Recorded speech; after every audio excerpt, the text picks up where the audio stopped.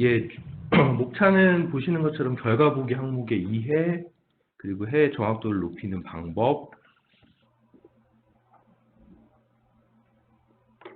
순으로 진행을 하도록 하겠습니다.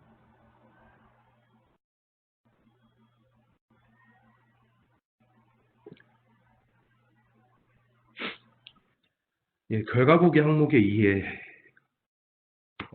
요 내용은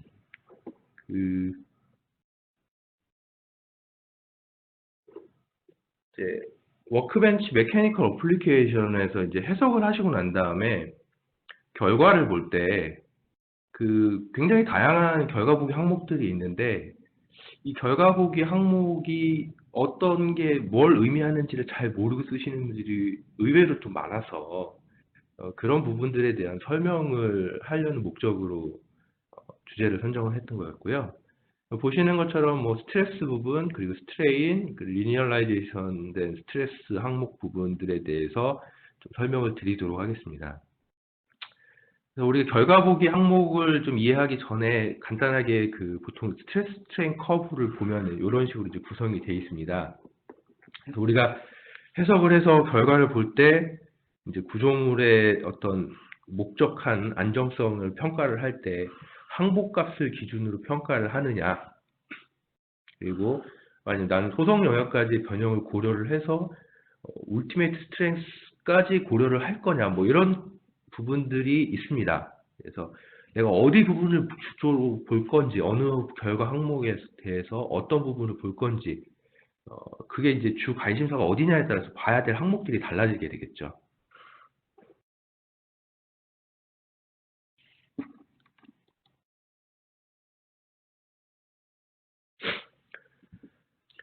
예, 스트레스 항목에서 아마 이거는 여러분들 제일 많이 보시는 항목일 겁니다. 기본 교육 시간에도 다루기는 하는데요. 보시면은 이퀴밸런스 스트레스라고 해서 이제 항복 기준으로는 본말시스 스트레스 항복 기준에 속합니다.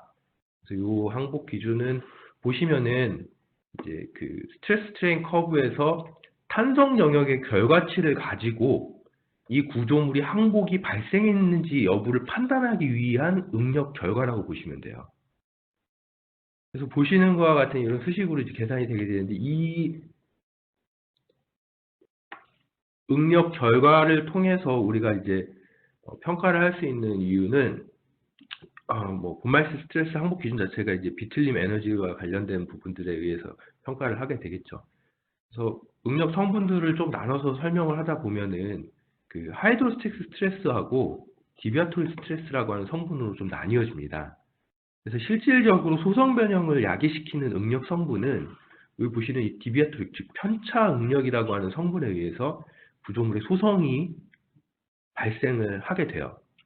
그래서 좀 쉽게 예를 들어서 설명을 드린다면 쇠구슬 같은 것들을 굉장히 수심이 깊은 바닷속에다 떨어뜨렸을 때 모든 방향에서 일정한 압력이 걸릴 경우 하이드로스태틱 스트레스와 같은 정수압 조건일 경우에 아무리 압력이 높아도 구조물은 소성 변형이 발생하지 않습니다.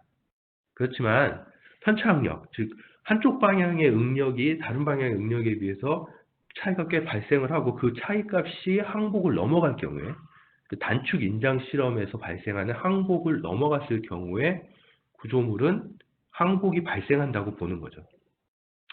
그래서 우리 제일 많이 사용을 하고요. 제일 많이 가져다 쓰는 해석 결과입니다. 응력 결과입니다.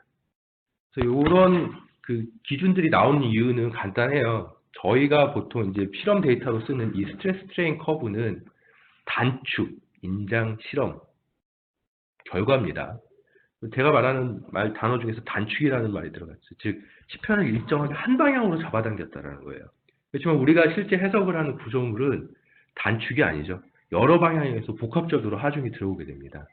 과연 그렇게 복합적으로 들어오는 하중의 결과물이 단축 인장 결과와 비교를 하는 게 맞느냐는 거죠. 거기에서 나온 게 이 본말시스 항복 이론입니다.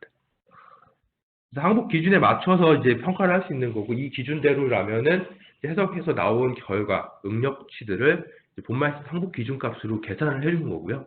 그 계산 결과를 이제 해석자는 단축 인장 실험의 결과로 나온 이 항복 값을 가지고 비교를 해서 그 구조물이 소송이 발생했다 안 했다를 판단을 하게 됩니다.